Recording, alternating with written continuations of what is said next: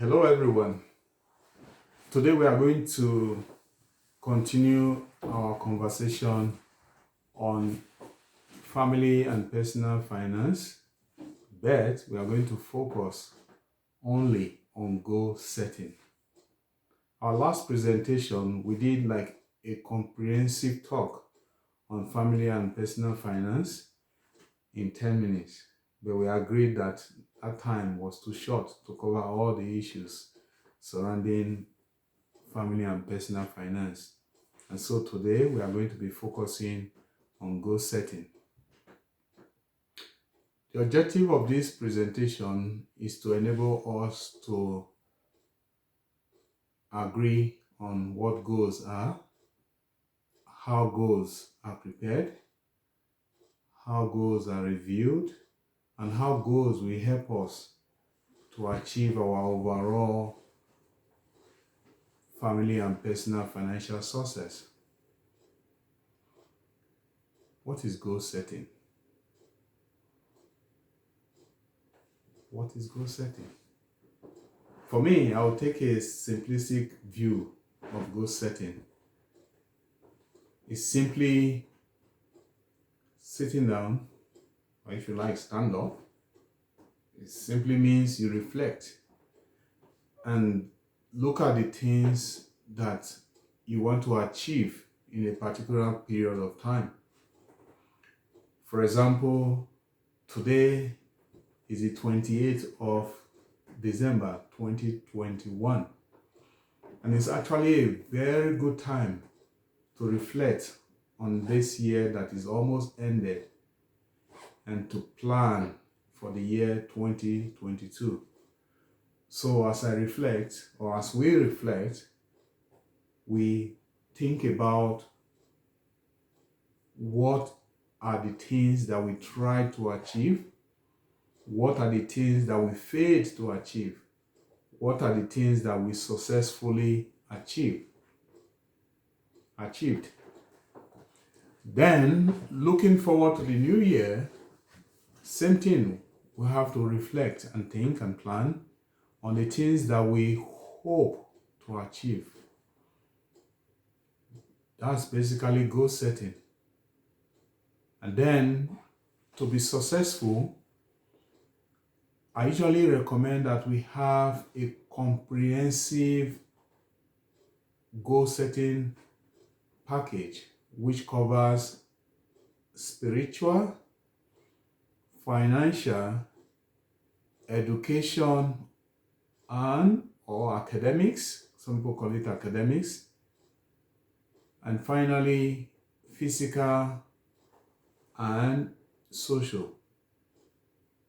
Again, the first one will be spiritual, second, financial, third, education or academic, and the last one should cover physical and social.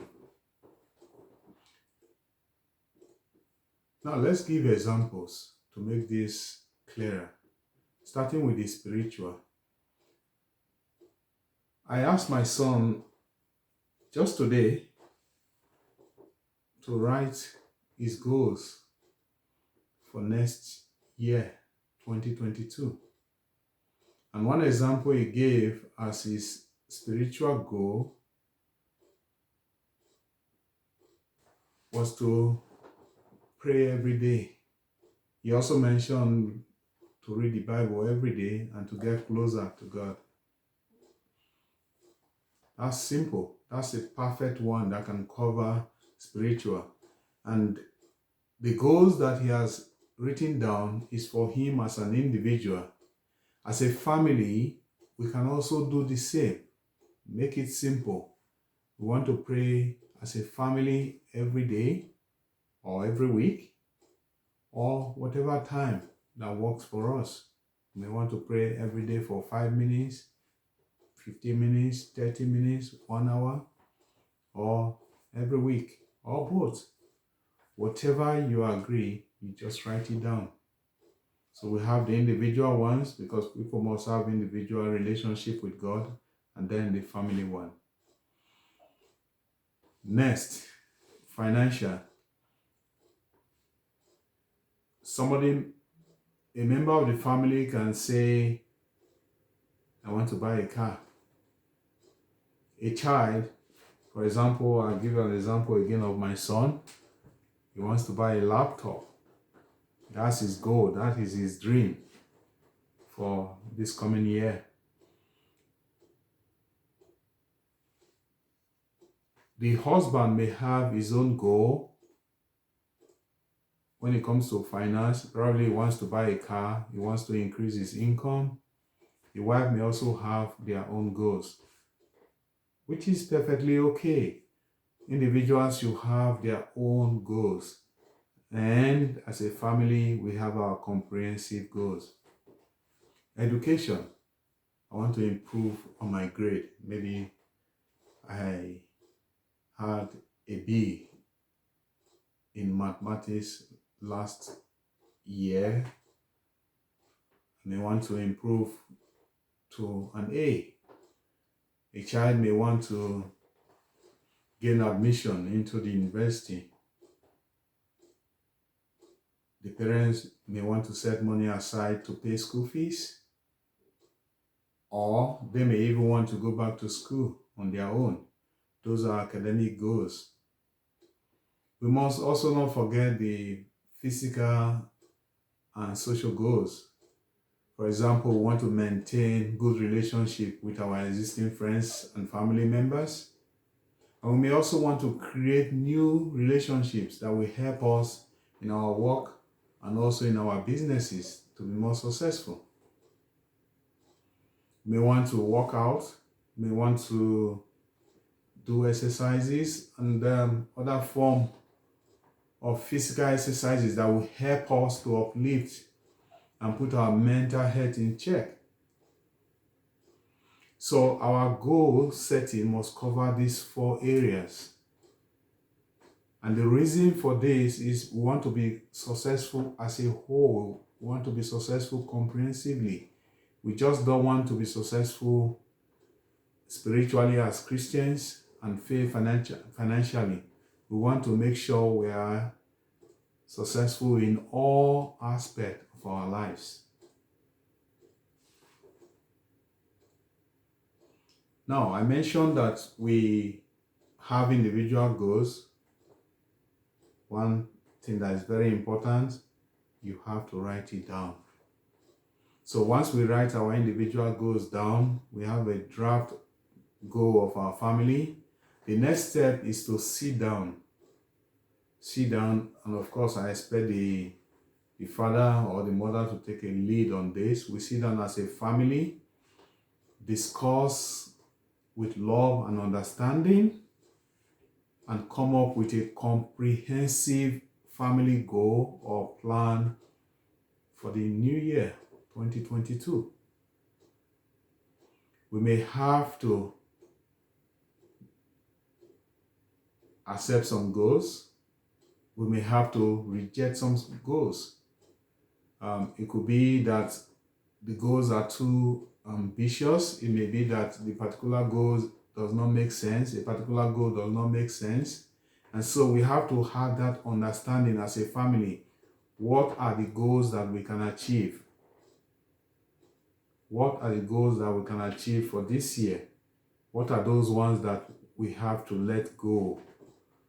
So once we agree that, and we have goals that are aligned, then we are set for success, because we are working together in unity to achieve success in the new year. We try, and that will help us to remove or reduce friction or competing goals. So the individual is not going one direction, whereas the family is going another direction.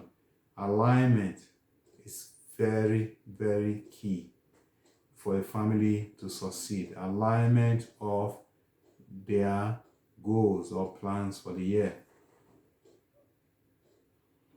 And then we must go beyond discussing.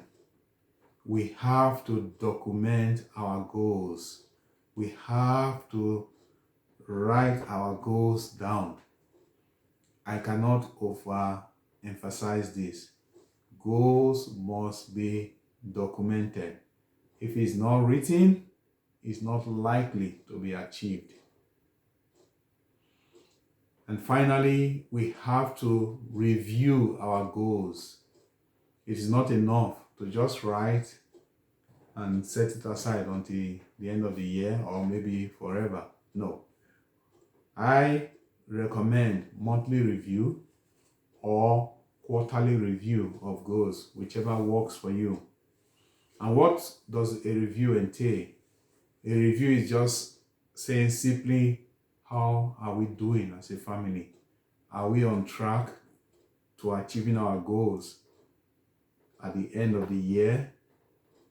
Do we need to add more goals? Do we need to amend or adjust our goals for success? That's what review entails. So once you review, you will know if you're on track. You will know if you have to put in more resources. You will know if you have to put in more effort, whatever it takes. Just ensure that you're on track to achieving your goals at the end of the year. I'll give you an example. Maybe there's a windfall, an increase in salary or whatever that you did not expect. That may be an opportunity for you to add some things that you may want to achieve. So review is very important. It's very, very important. We have to stop here today. And I want to say that goal setting is very important. I want to say alignment of individual and family goals is very important. I want to re-emphasize again that we must document, we must write our goals for them to be achievable. And we must also periodically review our goals to ensure that we are on track, to ensure that there are no surprises at the end of the year. And just a heads up, we'll be talking about budgeting in my next presentation. So how we budgeting help us to achieve our goals? How do we quantify our goals in terms of money? How do we even know if our goals are achievable given the resources that we have? These are the things that budgeting will help us to do, and we'll talk more about this in our next presentation. Before I let you go, I want to make an appeal to you to please subscribe to my YouTube channel by clicking the subscribe button, and also press the like button if this video is of value to you. Until our next presentation on budgeting, I'll say bye and happy holidays, Merry Christmas for those of us who celebrate Christmas, and a happy 2022. Bye.